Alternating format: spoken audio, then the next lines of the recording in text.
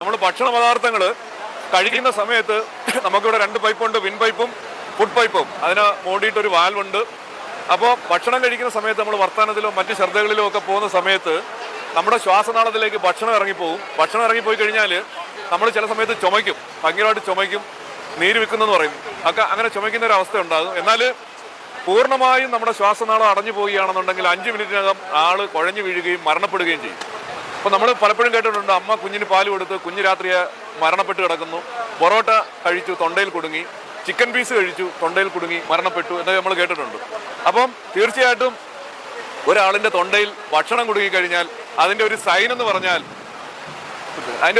പറഞ്ഞാൽ ആള് രണ്ട് കൈയും തൊണ്ടയിൽ ഇങ്ങനെ വെച്ചിട്ട് കണ്ണും തള്ളി നിൽക്കും. അപ്പം നമ്മൾ ചെന്നവരെ ഹലോ എന്ത് പറ്റി എന്ന് ചോദിക്കുമ്പോൾ അവർ നമ്മളോട് ചെറുതായിട്ട് സംസാരിക്കുകയാണെങ്കിൽ ഓക്കെ, ഇയാളെ നമുക്ക് രക്ഷപ്പെടുത്താം, നല്ലതായിട്ട് ചുമയ്ക്കാൻ പറയുക, ഈ ഹീല് വെച്ചിട്ട് നമ്മൾ തട്ടിക്കൊടുക്കുക. അതേസമയം ഇദ്ദേഹം ഒന്നും പ്രതികരിക്കുന്നില്ല, അനങ്ങാതെ നിൽക്കുകയാണെന്നുണ്ടെങ്കിൽ മനസ്സിലാക്കണം 5 മിനിറ്റിന് ആൾ കുഴഞ്ഞു വീഴും, മരണപ്പെടും.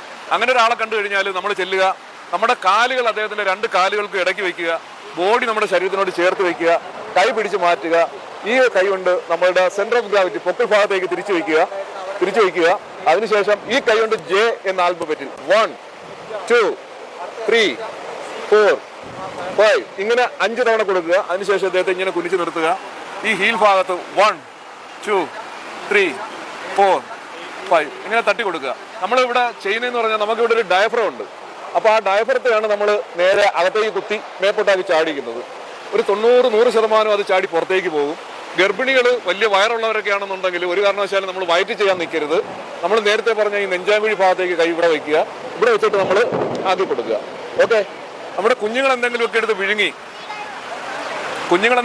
വിഴുങ്ങി അല്ലെങ്കിൽ പാല് തൊണ്ടയിൽ കുരുങ്ങി, അപ്പോൾ ആ ഒരു അവസ്ഥയിൽ കുഞ്ഞുങ്ങൾ നമ്മുടെ അടുത്ത് പ്രതികരിക്കുന്നത് കരച്ചിൽ കൊണ്ടാണ്. അവർക്ക് ഭക്ഷണം കിട്ടിയില്ല, ഉറുമ്പ് കഴിച്ചാൽ എന്തായാലും നമ്മളോട് കരഞ്ഞുകൊണ്ടാണ്, പറയാൻ അറിയത്തില്ല. ഇങ്ങനെ ഒരു അവസ്ഥ വന്നു കഴിഞ്ഞാൽ കുഞ്ഞ് കരയത്തില്ല, കുഞ്ഞ് കണ്ണൊക്കെ ഉരുട്ടി അവിടെ ഇരിക്കും, തൊലി കളറൊക്കെ മാറും. അങ്ങനെ ഒരു അവസ്ഥ വന്നു കഴിഞ്ഞാൽ നമ്മൾ എവിടെയെങ്കിലും കുഞ്ഞിനെ വാങ്ങിക്കുക, ഒരു കസേരയിലോ എവിടെയെങ്കിലും ഇരിക്കുക, കുഞ്ഞിനെ ഈ ഒരു ഷേപ്പിൽ ഇങ്ങനെ ഇരുന്നിട്ട് ഈ ഒരു ഷേപ്പിലേക്ക് മാറ്റുക, തലകുത്തി വയ്ക്കുക, ഈ ഒരു ഭാഗത്തേക്ക് നമ്മുടെ കൈയുടെ ഹീൽ വയ്ക്കുക. 1 2 3 4 5 ഇങ്ങനെ 5 തവണ തട്ടി കൊടുക്കുക. നമ്മൾ ഓപ്പോസിറ്റ് പിടിക്കുക. നിലവിൽ നേരത്തെ നമ്മൾ ചെസ്റ്റ് കംപ്രഷൻ കൊടുത്ത പോലെ 1 2 3 4 5 ഇങ്ങനെ 5 തവണ വയ്ക്കുക. വീണ്ടും നമ്മളിത് റിപ്പീറ്റ് ചെയ്യുക. ഒരു 90% ആദ്യത്തെ തട്ടി തന്നെ ഇത് ചാടി പുറത്തേക്ക് പോകും. ഓക്കെ.